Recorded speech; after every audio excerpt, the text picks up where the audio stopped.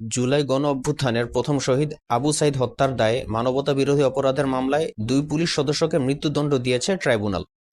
মৃত্যুদণ্ডপ্রাপ্ত আসামিরা হলেন এএসআই আমির হোসেন এবং কনস্টেবল সুজন চন্দ্র। সেই সাথে সাবেক সহকারী পুলিশ কমিশনার আরিফুজ্জামান, সাবেক সহকারী পুলিশ পরিদর্শক রবিউল ইসলাম ওরফে নয়ন, এসআই বিভূতিভূষণ রায় এই ৩ জনকে যাবজ্জীবন কারাদণ্ড দিয়েছে আদালত। এছাড়াও বেগম রোকেয়া বিশ্ববিদ্যালয়ের সাবেক ভিসি হাসিবুর রশিদ ও রংপুরের সাবেক কমিশনার মনিরুজ্জামানকে ১০ বছরের কারাদণ্ড দেওয়া হয়েছে। একই সাথে রিপোর্ট পাল্টে দিতে চাপ প্রয়োগের দায়ে ডক্টর সারোয়ার হোসেনকে ৫ বছরের কারাদণ্ড দিয়েছে আদালত ও বাকি আসামিদেরকে ৩ থেকে ৫ বছরের মেয়াদে সাজা দিয়েছে ট্রাইব্যুনাল। উল্লেখ্য যে এই মামলায় কাউকে খালাস দেওয়া হয়নি।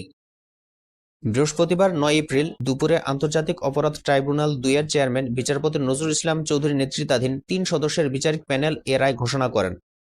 এর আগে দুপুর ১২:১২টার দিকে আন্তর্জাতিক অপরাধ ট্রাইব্যুনাল ২ এর চেয়ারম্যান বিচারপতি নজরুল ইসলাম চৌধুরী নেতৃত্বাধীন ৩ সদস্যের বিচারিক প্যানেল এ রায় পড়া শুরু করেন।